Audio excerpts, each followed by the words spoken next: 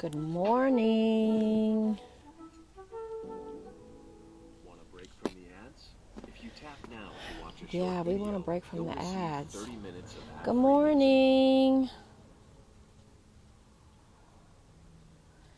How are you? Happy Wednesday. I was going to do a little, I was going to try to sit outside and be close to the water, but it's kind of dismal out and the wind is blowing and it's like, not sure that's going to work out. How have you been doing? Are you cooking for Turkey Day? Are you doing anything for Turkey Day? I know when I was at the grocery store, I want to say yesterday, everybody was getting their turkey shopping done. Now the world is closed back down, and so hopefully folks don't start getting crazy and stockpiling stuff and just allow the natural flow of things to happen. Ah, okay. You know, windy but warm is doable. That's absolutely doable. You just bundle up a little bit more and get out there and get some nature in.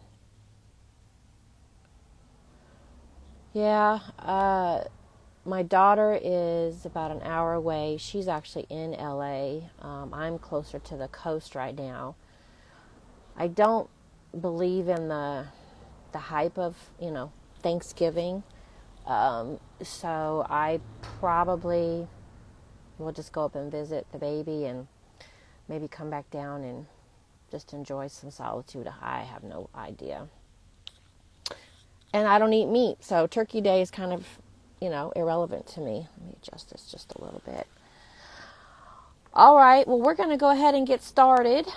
If anybody else joins in, cool beans. So today's topic is all about focus and being able to, that's Blue drinking in the background. He's a loud drinker, and this mic is super touchy. But it can be really a struggle. Okay, Blue, you're not that thirsty. Blue, you're not that thirsty. You haven't even done anything today. The struggle can be real sometimes to have that focus, that long-term focus, so that we're able to get the things that we got to get done in life, and the struggle is real. And daydreaming, and which daydreaming is actually a form of disassociation, and it's a survival mechanism. When things become too much or too intense for us, we find a way to check out, and daydreaming is a way to do that. It's very natural, and it's an okay thing to do. So always remember that. So I'm sure you got the notes from my website. The most important thing to remember about focus is to really think about, is the lack of focus because you struggle with focus, or are you being a perfectionist and so everything has to be perfect, and focus can feel like it is minimized when we are wanting things to be perfect, when we are wanting things to be this ideal that we've set. So that's the really important thing, is to be able to assess and reflect on your perception of your lack of focus. Is it really that, or is something else going on? I've got a link on the notes to Psychology Today. It's a really cool tool to assess and get a little bit more objective idea of if you are in fact struggling with focus. There is a free version, and then of course there is an upgraded, whatever, more in-depth version that they will send you with payment. But when I did the assessment, I found it to be it was probably about 25 questions, and then it gave me a little blurb at for the assessment part of what my results showed. And that's a really great way. So that's first and foremost, is to go and take that assessment so that you can get an idea of, am I really struggling with focus, or is something else going on? And think about that. Think about that as you are going day to day is what could be impacting my focus. So some of the legitimate reasons why, of course, ADHD is what comes to everybody's mind, and that's almost like become the scapegoat or the culprit. If you can't focus, you must have ADHD. You must be ADD. You must be on that spectrum that you're not able to focus. And sometimes that is the case. I think that there probably are a lot of us that did not get diagnosed either as children or now as adults. And so we might have a scotch of ADHD. We might have some of those bullet points under that diagnosis. So that might be legitimate. And that doesn't mean that now that's your crutch. That just means now, okay, I am empowered with this diagnosis and I'm empowered with this. So how do I maneuver through it? That's the goal, is to learn how to maneuver through who you are today. Cognitive dysfunction can also can impact concentration, memory, and learning, and that can be from like neurological stuff. So brain injuries, or there's developmental delays that maybe have gone undiagnosed or unnoticed because they're so minimal, they just kind of fall through the cracks. But if you have actual neurological issues with your brain, that can definitely impact your focus because you're not firing on all cylinders, so to speak. And so, think about your car. If you have a 4-cylinder car and one of the cylinders isn't working, it putters and it sputs and it doesn't run the best. It runs, but it just doesn't run the best. So if you've got some brain stuff going on, neurological stuff going on, that can definitely impact your ability to focus. Untreated mental health stuff, depression or anxiety, like I just said, is if you are struggling with mood or depression or anxiety, then that's a survival mechanism for your body, for your mind, is I can't deal with, I don't know how to deal with, fill in the blank, and so we just check out. And that appears to be daydreaming. That appears to be not focused and not checked into the world. And from the outside looking in, it could appear like a lot of things, like being, lazy or being inattentive or being very cavalier in your attitude or your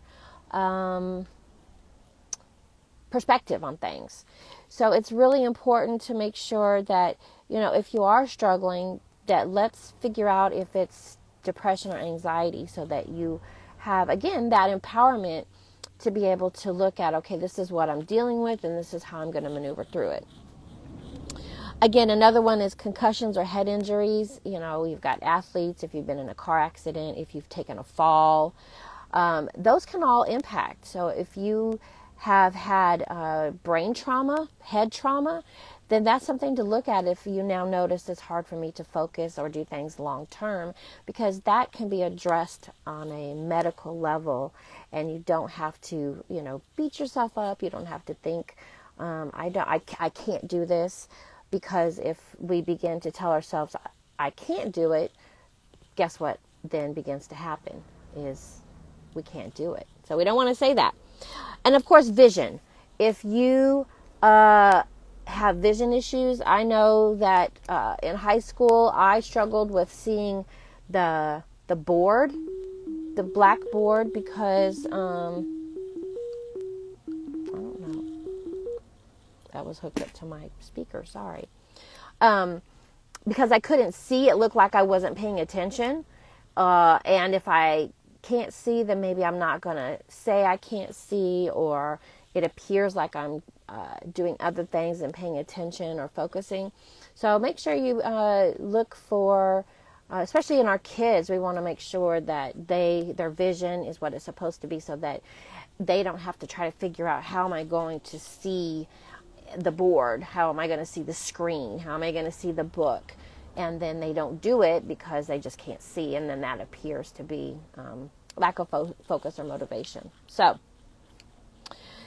those are all the things to consider. So do the assessment, do some reflection, and also think about other legitimate reasons why focus might be a challenge for you.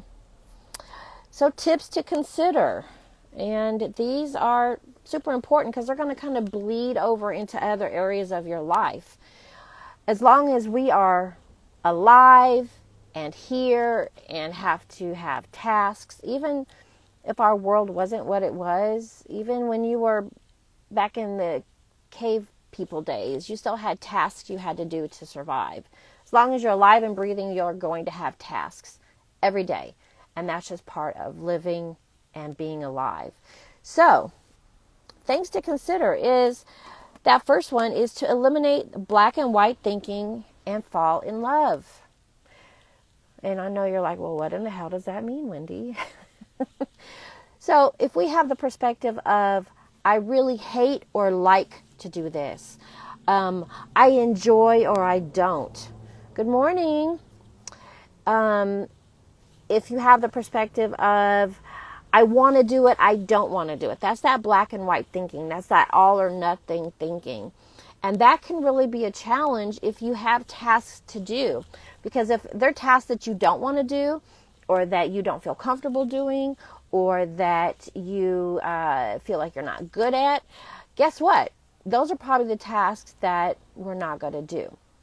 So the whole falling in love with it is being able to see the gray and understand that we have tasks that we have to do. It doesn't matter.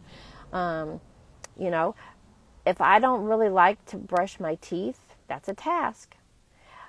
It might not impact me a lot right now. Breath is going to get funky. I'm going to start getting some oral medical issues. Maybe my teeth fall out at some point. It begins to impact me when I am able to eat, what I can and can't eat. And so the whole concept of, well, I just really don't like brushing my teeth. Now later down the line, I have all these issues because of that. Whereas being able to say, well, I really love the idea of being healthy. I really love the idea of being able to kiss. I really love the idea of being able to talk to someone and not have to worry about my breath. Then I have fallen in love with the idea of that this is the outcome I want, so this is what I have to do for the outcome. And that's really simplistic. Of course, we know that life is not always that simplistic, but if you look at it from that lens of it, it doesn't have to be I like it, I don't like it, but that I really want the outcome, then we fall in love with the idea of it. Does that make sense? I hope so. What do you think about that whole black and white thinking in terms of doing tasks? Is that something you struggle with, Jen? Looks like it's just me and you today. Where's my drink? There it is. I'm going to go grab my drink.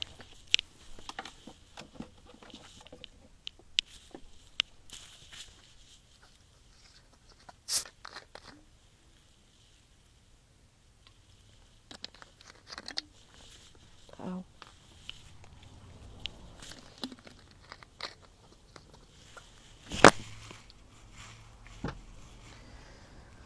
All right. I do struggle with that, black and white and all or nothing. Yeah. So think about, since you already struggle with that thinking error, how does that impact your focus? Because it's really easy to get in that space of I like it, I don't like it. That's all or nothing.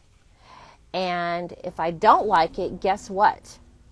I'm probably going to drag my feet, I'm going to procrastinate, or I'm not going to do it. So really being able to fall in love with the concept of what is going to happen because I do this task is going to be a mental incentive to be able to do that.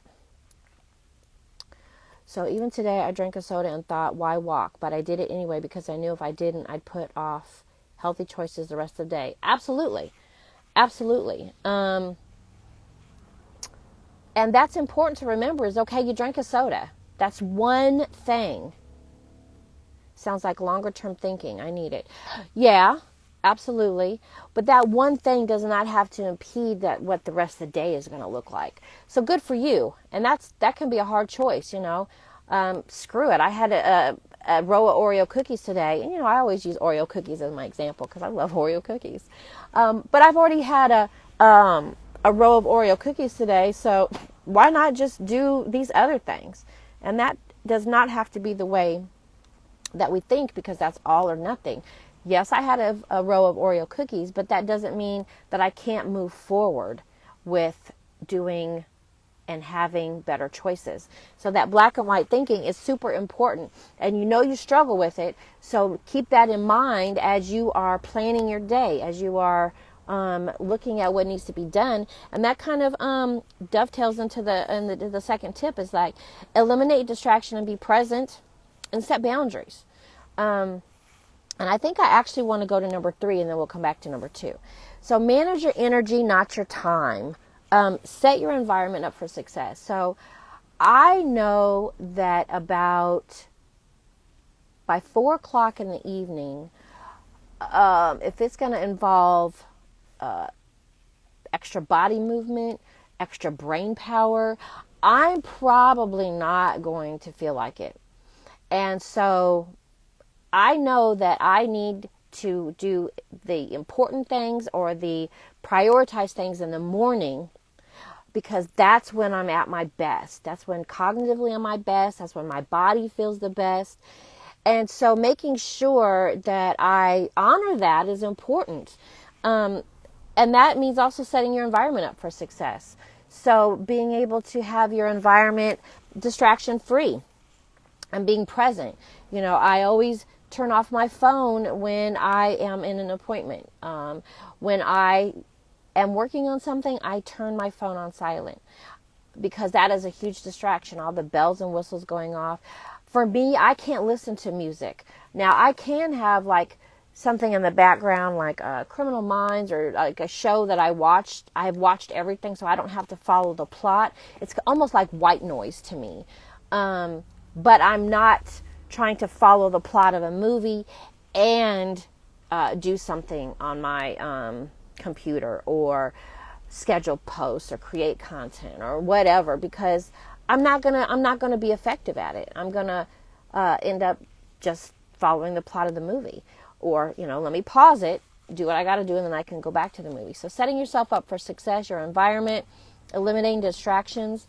What's a distraction you feel like you struggle with when you're trying to get some tasks done? What's that look like for you?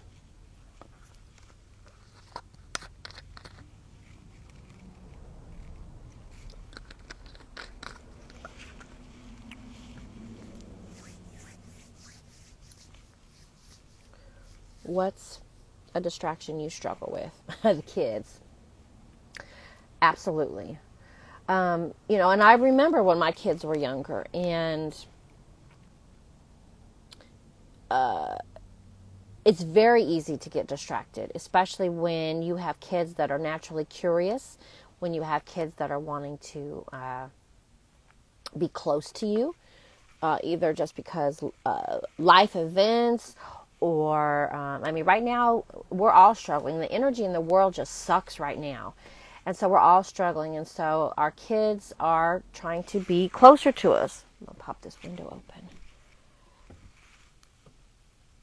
Yes. So a way to alleviate that stress is to plan better and get tasks out of the way when they're busy. Absolutely. So if they have a favorite TV show that comes on, or you're able to put it on intentionally, like on YouTube or something, or stream it, then yes, that's when you will plan the high priority things that you need to get done when they are busy, if that's your primary distraction during the day. Or being able to set it up to where maybe you have a family member, or you've got exchanging time with moms, that you're able to do that. That's exactly right. I remember when my sons were young, like, 6 and 3, maybe 7 and 4, whatever they were. And at that point, Batman was one of the movies that was in. And I knew when Batman came on that they were going to enact every part of that movie, but for the hour and whatever it was, 20 minutes, hour and 30 minutes, is that they were going to be distracted from me being able to do what I needed to do a good part of the time. So I did try to do that. So the guilt is what I've struggled with in the past, but I'm learning to give myself grace and that I need to take care of myself too. Absolutely. So you have guilt behind occupying them while you do stuff for yourself. Is that what I am hearing? Good morning, DJ Blends. Is that what I'm hearing from you, Jens? Is that when you set stuff up for the kids that you feel guilty if you do stuff for yourself? Okay. So remember that if you're not at your optimum, if you're not at your close to your best, that you are not going to be the best parent version. And so to be the best parent version, you have to be able to take care of yourself. And so that's going to mean being very intentional with how you manage your time. So with screen time or other non-approved distractions for them. Well, first and foremost, you're the only one in your household. And if it's non-approved distractions, I think every set of parents has the right to determine what that means in their household. Screen time, we are in a digital age. I think as long as a child is being challenged and they have other interactions other than screen time, make the screen time educational. My grandson is a big TV watcher, but he likes Elmo, and so it's learning about colors and numbers and singing and socializing and diversity and inclusion. And so there's a lot of things that go along with that.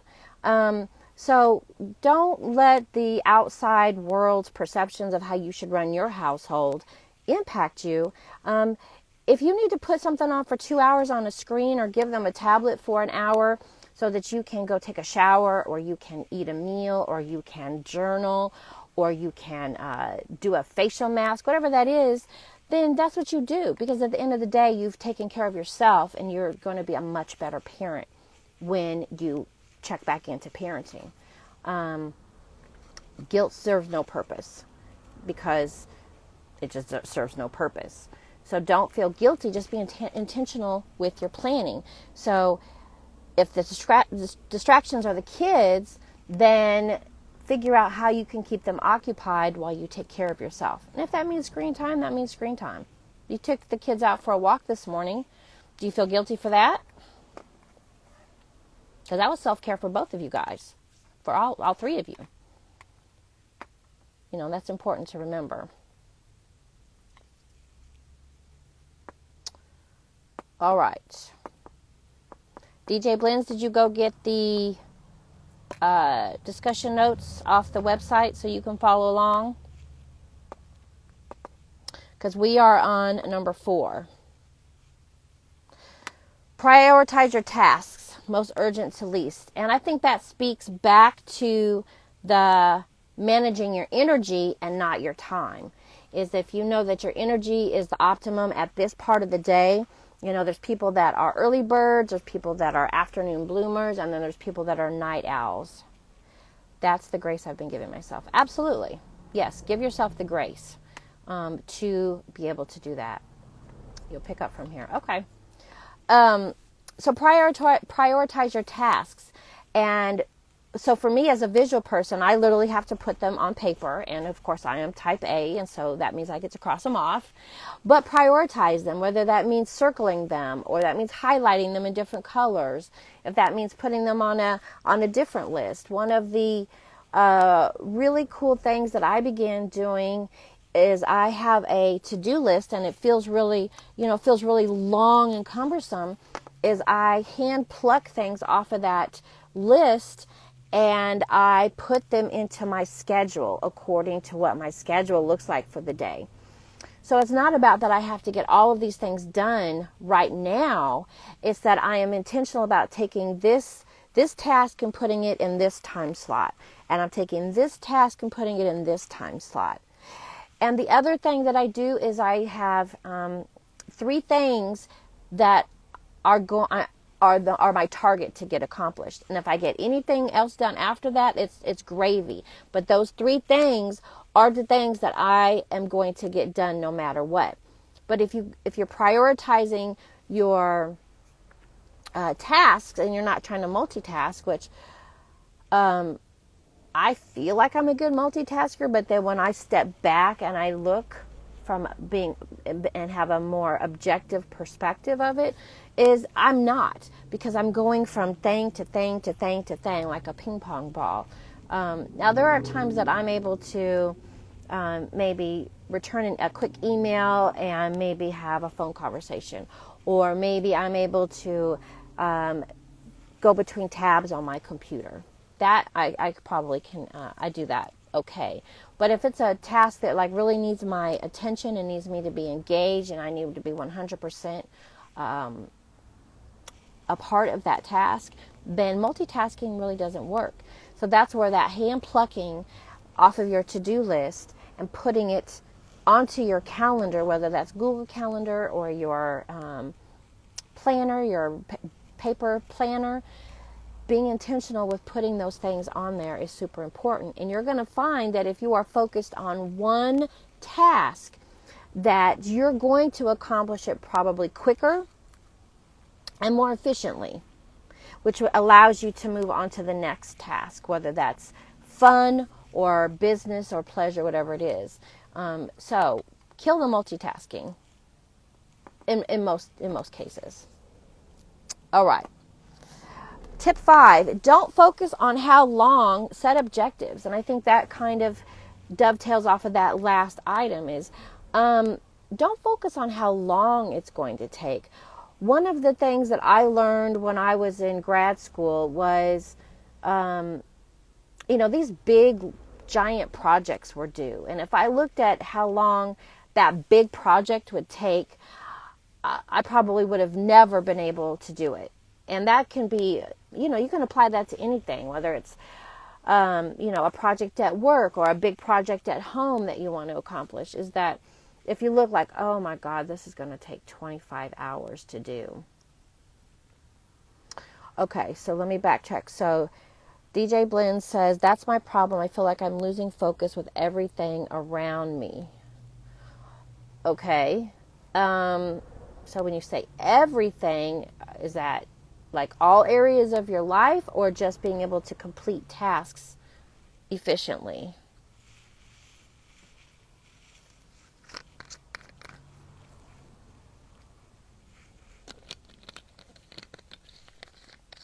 Is that everything or just particular tasks?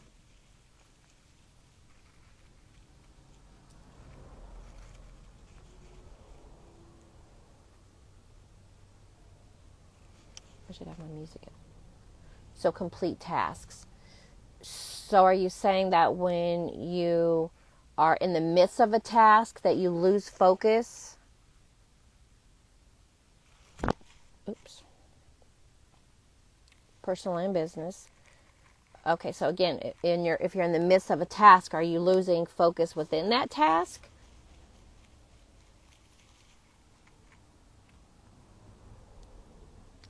Okay, so at the beginning of our discussion, we talked about you being able to do an assessment, and there's a link at the top of the notes. I really encourage you to go and do that link when we're finished. And first of all, get an objective, unbiased perspective of what your focus looks like, because sometimes our perspective of ourselves is skewed. Actually, almost all the time, our perspective of ourselves is skewed. So go do that assessment and then kind of do some reflection on, well, what is going on? What are the distractions that are happening that I'm not focusing? Is it that I'm daydreaming? Is that I get a phone call? Is it that I'm checking email? Is it that I forgot to do something, so now I stop this task and I go to do that other thing?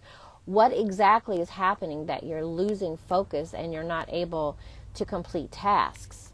That's important, because once you can determine what is happening that you're not keeping focus, then you can go back and you can work on trying to maneuver through that. And that speaks to your space and being able to set yourself up for success and your energy level, which were those 1 through 4 topics. Did that help? Did that answer your question?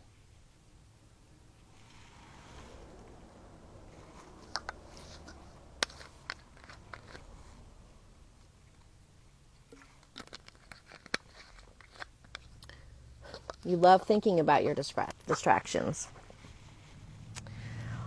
Well, that goes to that tip number 1, which is to eliminate the black and white thinking. And so it doesn't have to be a this or a that. It doesn't have to be yes or no. It doesn't have to be off or on.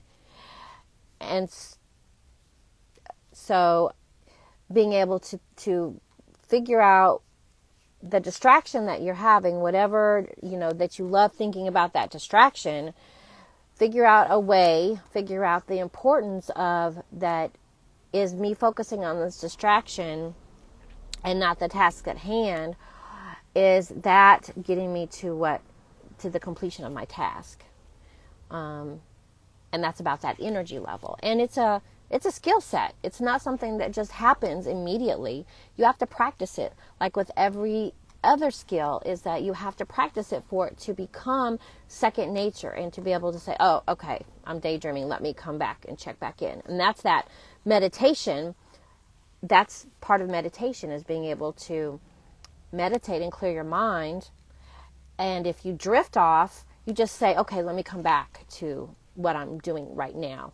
You don't have to stay there all day. You don't have to beat yourself up over it. Just be able to say, okay, I got distracted. Let me come back. And it's a skill set. Just practice it. So, the how long. So if you've got a big project, tip number 5, don't focus on the how long, set objectives. So really breaking that down. And what is the saying of that? You can eat an elephant in lots of small bites. I don't know how that goes exactly. But taking this really big thing and breaking it down into smaller objectives. And I'm actually going to do a goal setting discussion. And I've got some goal setting videos that I'll be putting up on my website soon, because goal setting can be very it can be a very gray space, because are we setting realistic goals? Do we have the skills and the knowledge to complete the goals? Do we have the resources to complete the goals? Do we have a realistic time frame? So making sure that you set objectives gives you a lots of little tasks to complete that is going to help with feeling achievement. And remember, when you feel achievement, you get that dopamine released in your brain. And it's a feel-good. It's a feel-good chemical in our brain. So take a big project. So let's say I want to, redo the bathroom. So, man, I can visualize what the bathroom is going to look like when it's redone. I'm loving it. I'm digging it. But, oh, my God, I have to, pull out the floor. I got to strip the wallpaper off the wall. I've got to take the cabinet out and put in a new cabinet and a new sink. I want to put in new shower heads, and I got to paint, and I have new light fixtures. And that all feels super overwhelming, just even talking about it. So being able to take that task and break it down into smaller tasks. And then those smaller tasks, you might break them down to even smaller tasks. And then you focus on those smaller tasks rather than, okay, I'm just floundering in the fact that I want to redo my bathroom.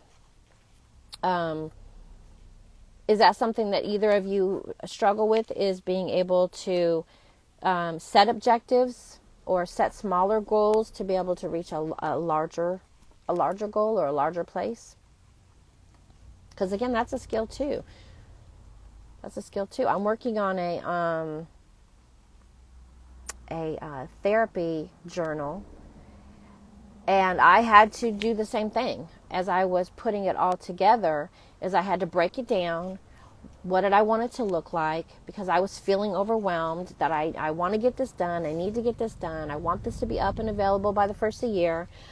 Okay, what does that look like? And so I had to break it down into those smaller tasks, and then take those tasks and pluck them and put them specifically on parts of my day so that I could get those smaller tasks done. Because as you begin to accumulate and complete smaller tasks, then you're now completing that larger task that felt super overwhelming.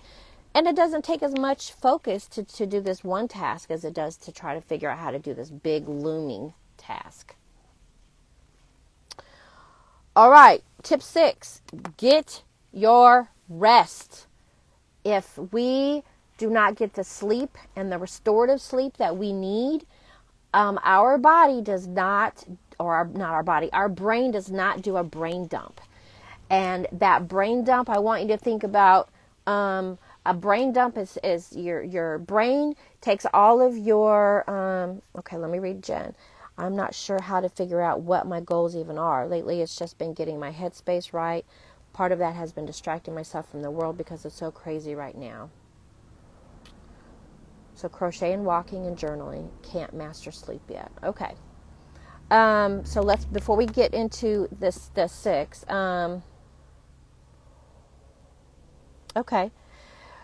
So what's your end goal, Jen, with, because you said, I'm not sure how to figure out what my goals even are. So in an ideal world, if everything were perfect, what would it look like? That's where you start. And if you'd like me to send you some prompts where you can like reflect and think about that, I'd be happy to. But that is, in social work, that's called the magical question. Is if there were no obstacles and there were no problems and there were no issues, what would my life look like? What would I want to be happening? And so that's the very first place to start, is to think about, okay, what do I want my life to look like in a perfect world? And begin to just write some things down. And then as you have completed that and you've gone through that, go back to those things and what you would like your life to look like, and reflect on, okay, well, am I close? How far do I need to go? What does that look like? And begin to really reflect and think on that. And that's where you begin to set SMART goals. And that's where you begin to think about, like, what is my end game? So crochet and walking. Prompts would be great. I'm already journaling, so it would probably help a lot with goals. Yes, and the thing with journaling is, and I think one of the things that's very overwhelming for a lot of people, is they get a pen and paper and then the brain goes blank. Like, okay, well, what am I supposed to write about? So having specific prompts that are connected to your goal is super important. If you're journaling, are you journaling at night before you're trying to go to sleep? Doing the big brain dump, so that you can take all of the stuff that's in here, get it out on paper, and then your brain can go through at night and say, okay, let's keep this, let's get rid of this. And that's what the brain does. That's what restorative sleep does. Let me put a note on here. Prompts to Jen. And I should be able to do that when we disconnect. So that restorative sleep helps you go through those memories and the things that have happened over the course of the day. So that's where the sleep is super important. But if you're like, okay, I don't even know what my goals are, so I don't even know what my tasks should be, that's where you begin to do the in a perfect world, if there were no obstacles, if money wasn't an issue, if time wasn't an issue, if COVID wasn't an issue, what would my life look like? What would I be doing? And then let's work backwards. Because if this is what you want life to look like, of course, it's not. Because we're staying in a perfect world, and we know we're not in a perfect world. But we can work backwards. And then we can kind of figure out, well, what does that mean that I do now? And what are the tasks that are associated with this? And how do I accomplish those tasks? And what resources I have? And so it's about working backwards to look at that and set some of those goals. But I'll send you those prompts. And then if you want to talk more about those, let me know, and we can talk some more about that. But let's get back to sleep. So sleep is super important. I've got videos on sleep on my website. There's a ton of stuff on YouTube. Sometimes our brain has a chemical imbalance that we have to figure out, okay, do I need some herbals? Do I need CBD? Do I feel like I need to go get a prescription for Ambien? Am I getting enough workout in? Am I drinking enough water? Am I getting enough protein? Those are all things that are going to keep your body from feeling like that it can lay down and rest. If you go to bed hungry and you haven't had enough protein, your body says, hey, hey, hey, hey, wake up. You need to go get some food and you need to fuel us. If you haven't had enough water, your body says, hey, hey, hey, hey, go get some water. We're not hydrated enough because systems are slowing down. We're not operating at peak level because you haven't given us what we need. That's the same thing with being able to do your self-care. So all of those things are compounded that really inhibit your ability to sleep. Hormonal imbalance. I mean, I'm 52, and so sleep is not always my friend, but I have to look at, like, what am I contributing to it being an obstacle? What am I doing? Have I meditated? Have I brain dumped? Have I gotten out into the world? Have I done some self-care? Have I moved? Have I drank enough water today? Have I eaten the right foods? Have I taken the herbals I'm supposed to take?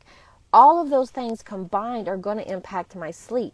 So I can't just say, well, you know what, I don't sleep very good and I'm just going to accept that. Because you know what, I'm not. I have a direct connection to how well I'm sleeping in some kind of way.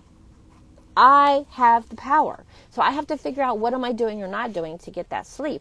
And Jen, you've got to do the same thing, sweetie, is figure out, well, what's going on that I'm not getting that rest? You know, if there are life events that you need to continue processing, then that's something you need to think about. If it is relationship stuff, that's stuff you got to think about. Those are all things that are on the back burner and they're running in the background of our brain. And those things do keep us occupied to a certain place of where focus is going to be tough. And if we're not getting the rest, then you've doubled up.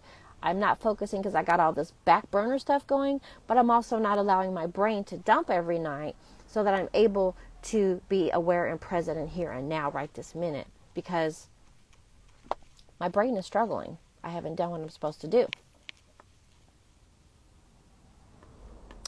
So I never thought to journal before bed and empty my head. Absolutely. Do a big brain dump, whatever it is. If it's particular prompts, if it is just whatever comes to mind, whatever I'm feeling, you can have a list of emotions and pick off of that list of emotions. What am I feeling right now? And journal about that. Journal about what you've got to do tomorrow. Journal about what your fears are regarding the world. Just getting them out is going to help turn that flame down off of that back burner so that you're not so focused on all the possibilities that can happen in the world, because there's a lot. Let's face it. That can happen. And the last thing you want to do is be in a space of where you're focusing on the things that could happen rather than being present and being able to definitely have an impact on things that are happening right now. Again, it's a skill set. I consider myself intermediate with that, but I still struggle at times. All right, so DJ Blend says, I see your point. I go to bed with my mind racing, thinking, what have I not completed? Did I call my girlfriend, my kids, or did I complete my daily goals? So yeah, that's very important. And for right now, if you need to create a checklist until that skill is reinforced and that becomes second nature and natural to you, then use a list of like, okay, I did that, I did that, I did that. Oh, I didn't do that. Is it something I can do now? Is it something I can say, okay, I'm going to take care of this first thing in the morning? And that big brain dump allows us to decrease that racing mind, because that racing mind, you'll be in bed like this. Crickets, crickets, crickets. Because your mind is on the go. Sleep is a time for the mind to rest. So yeah, do a big brain dump at night. All right. 7, go outside into nature. Get all of the natural terpenes and all the good feel-good chemicals that come out of plants, and we inhale them.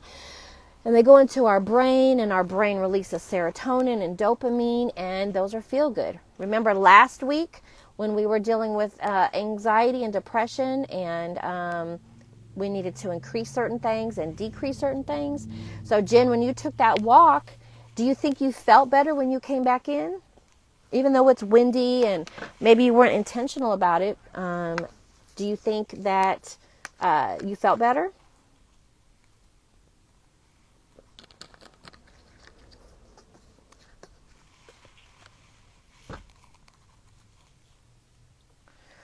So DJ Blend says they get so mad at me. So who is they? And what are they mad about?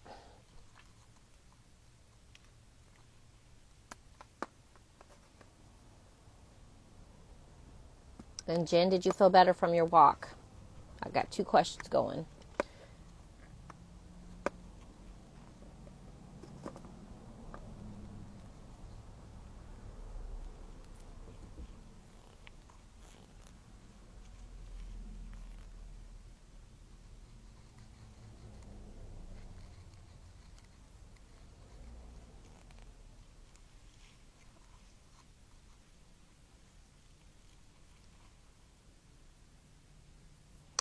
So DJ Blend says, my girlfriend and my boys, they didn't hear from me. Relationships have to be nurtured. And if that's a priority to you and that's important to you, then you'll have to figure out how to incorporate into your daily checklist of things that you've done until that becomes second nature for you. When you have relationships and you're not nurturing them, then there's a disconnect. And if the end game is to keep yourself connected to those people, then you have to do the tasks that are required to keep the connection going. So Jen said you had a question for me. Sorry, lunchtime. Yes. So when you took your walk this morning, you're out in nature. Did you feel better when you came back in? Did you, maybe not intentionally like, oh, I feel better, but could you, did you check in and say, I feel a little bit better. I feel the same. That's important. Check in with yourself when you're doing these things so that you can figure out, is it making a difference or am I just spinning my wheels? Absolutely, from Jen. Well, good. So that's that black and white thinking. I already had a soda this morning, so screw it. I'm not going to walk because what difference does it make? But it made a difference because you walked, you came in, and you could feel that it made a difference in your mood and your perspective of the world. So plan to go again later. Absolutely. There's no such thing as walking too much. Because it is so good. It's that bilateral stimulation where you are having your thinking brain and your emotional brain that are talking to each other and you're able to process things. That's why if you're laying down and you are wallowing in your emotions, it just compounds and it feels worse and it feels worse and you feel like you can't breathe and it compounds. Whereas if you are in your emotions and your emotions are elevated, if you go for a walk, it's not going to solve everything, but it allows your emotional brain and your logical brain to begin to communicate with each other. And those emotions come down and the logic comes up. You're getting the oxygen in, you're moving around, and it doesn't feel like you're being suffocated by all your emotions. That's why the walking feels better. So DJ Blend says, but they know I love them. Well, knowing that someone loves you, first of all, let's back up. Love is an action word. Love is not passive. Love is action. So that means there has to be action on both parties. And both parties are held responsible for the action they're contributing to the relationship and to the reciprocal love. So it's not okay to just say, well, I didn't do this, but they know I love them. That's not okay. That doesn't nurture the relationship. It gives you an easy out, and it makes the other person on the other side of that relationship feel like they're not a priority or that they are not important. Just something to think about. All right, 8, meditation. Again, meditation is going to help you clear out the junk. It's going to help you reinforce the skill of being able to be right here with myself, whether that's a guided meditation, whether that's looking at the ocean and just focusing on the waves, whether that's music and you're dancing. Meditation is to the mind what cardio is to the body. Meditation is to the mind what cardio is to the body. So Jen, you take that walk, it does great things, you feel better, you're incentivized to do it again. So it's a skill. Same thing with meditation. You're practicing on how to take all of these different things that are going on in your brain, and you're practicing being able to cancel them all out and being able to focus on one thing. Do you like guided meditation to start? Any apps you recommend? I actually do prefer guided meditation because it does help me stay in the moment easier. If you get on YouTube, there is so many. There's some good apps. I think Calm has got some guided meditation. I think the University of LA has a whole page dedicated to guided meditation.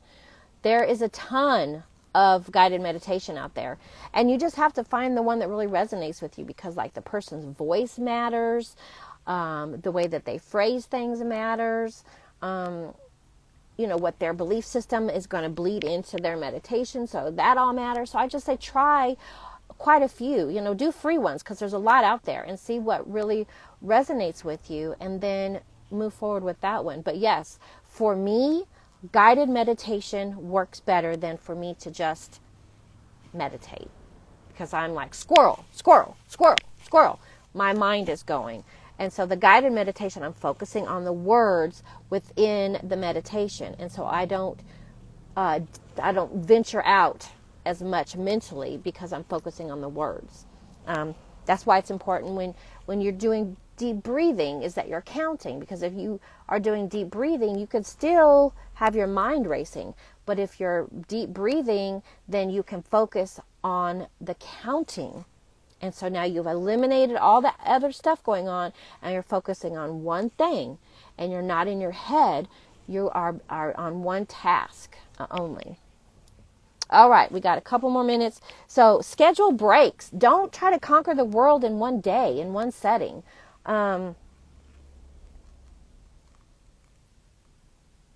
Okay, so Jen says, this is my all or nothing thinking at play, but do you think even short sessions are worth it, like 10 minutes or less? Oh, heck yeah. You can even break that down to like 2 minutes. Lot of research out there that says if you meditate 2 minutes at a time and you do that 10 times a day, you've gotten the same amount of meditation in. Similar to like high intensity cardio, is you don't have to do 3 hours of cardio to get the benefit. You can break it up into smaller chunks. And yeah, that's that all or nothing thinking. It's like, okay, well, I got to do 30 minutes or I'm just not going to do it. Yes, I would say if meditation is a struggle, pop it down. Take that 10 minutes away. Do a minute. Set the timer on your phone and put the timer on a minute, and just focus on your breathing. If you get distracted, come back. If you get distracted, come back. Do that over and over again. The timer goes off, you get up, you're done. Do it again later in the day. It's a skill. You're practicing it. And then when a minute, you're like, oh, wow, the timer went off and I was still able to be in the meditating. Now, challenge yourself. Set the timer for 2 minutes. Or do a 2-minute self-guided meditation with words that's guiding you. There's lots out there. Put into the search on YouTube, short guided meditation. And there's going to be a lot that pop up. If there's none that are 2 minutes, put the 10-minute one on, set your timer on your phone, challenge yourself for the 2 minutes. Nobody says you have to put the meditation on and you have to complete it. There's nowhere it says that. Just complete what you can, challenge yourself, and measure. Is it getting easier? Am I more comfortable doing it? Am I doing it with more frequency? Is it feeling better? What's going on? Check in, and then challenge yourself after that. Nothing says you have to do the long 30-minute meditation. I can't. For me to sit and meditate for 30 minutes, I have a better chance of being hit by lightning. It just doesn't work out. All right, so DJ Blend says, this is great information. Great information. Thank you so much. Awesome. That's the point of these, is to be good information. All right. And the last one is to reward yourself. Another thing that I did when I was in grad school is that I would not have any social media up, because that was back in 2009, 2010, when Facebook was really revving up, and it was like, we're all on Facebook, we're all there. I did not have that up on my computer, and I said, okay, I'm going to write a page, and then I get a 5-minute break. I'm going to write a page, I get a 5-minute break. And that worked for me. Good morning, Miss Bailey. So reward yourself. When you have a lot of tasks to do, figure out what motivates you. Is it going to be a special food? Is it going to be some cool new item? Is it going to be a new outfit? Is it going to be being able to sit down and watch a movie guilt-free? Figure out what the reward is for you, and then when you complete those particular tasks, then that is going to, it's just classic behavior training, is that I do this positive thing happens. So I'm incentivized to do it again because I want that positive thing to happen. So figure out what reward is going to work for you, and then, put it on a bulletin board, put a visual up. If it's a new outfit, screenshot it, and that's your screensaver. Figure out what it is. Just out of a chute, wish I could have caught the whole thing. I'm actually going to figure out how to put the, you can rewatch, and I'm going to put them on my website, so it'll be part of the Lunch and Learn. I was putting them on Instagram, but I want to direct traffic to my website, so I'm going to put them on my website. So have no fear, Bailey. It'll be up, and I can actually probably download it and send it to you right now. Soon, if you want to be able to watch it before I figure out how to get it on my website. So have no fear. So those are my tips and tricks for focus, and it's not going to be just one thing, and it's going to be a culmination of a lot of different things. And that seems to be the common theme with mental health and mental wellness, is that there's not just one thing. It's going to be accumulation and a culmination of a lot of different things that are working. But you got to be able to check in with yourself and gauge what's working and what's not working, so that you know what to continue doing, versus just kind of trying to wing it and figure it out. So we've got about 3 minutes left. Next Wednesday, I had planned on being here and doing this. Will you guys be available? What do you guys think? Should I just call it a washout, and maybe 2 weeks from now? Do you guys want to do this in 2 weeks? What do you guys think? I guess I could do it, and if there's no one here, then I just upload it to the website. I don't know. What are your guys' thoughts? Because I also don't want to be where next week is the time that I don't do it thinking no one's going to be there, but then people have the availability and they tune in, and then I'm not there. It's like, that's a massive failure.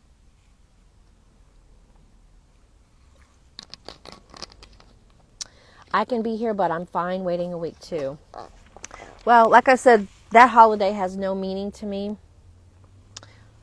Okay. So I planned on being here next week. Next week is actually going to be Conflict Resolution 101, and it's just going to be some real basic things about conflict resolution that I think will be helpful moving into the holiday season, where it can be a struggle sometimes for people to set boundaries and to advocate for themselves and stand up for themselves. So, well, I plan on being here next week, and so I'll have the materials up next week as well. Just so you know, I'm working on creating a membership on my website with additional information that you'll be able, it's going to be self-directed education. And so I'm going to have some videos up, and I am projecting to get my therapy journal is going to be called The Big Brain Dump.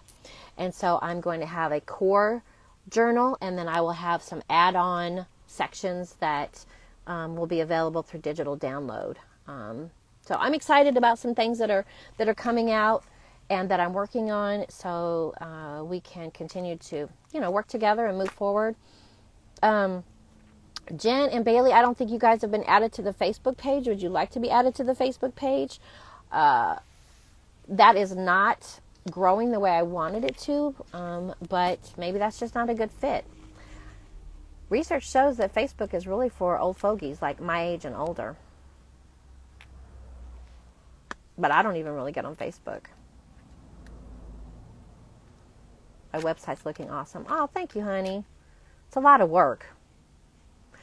So now when I talk to a web developer and they're like, it's going to be, X amount of dollars, like, I don't even argue the point, because I know what it is to maintain your website. I recently got off Facebook. Yeah, I don't. Do you think maybe having a forum maybe on my website was better? I don't actually have a Facebook. Sorry, it was better for me to get off several years ago. Okay, so that's good feedback. So maybe I will figure out how to create the conversation and the forum on my website, which works for me too because I'm not a big Facebook fan. Not at all. So I'm going to work on that. But hey, you guys have a wonderful rest of your day. Let me know if you need anything. Jen, I'm going to email you those prompts. And Bailey, as soon as I can get the video to you, I will. Thanks for tuning in, you two. I appreciate your support. Have a good rest of your day.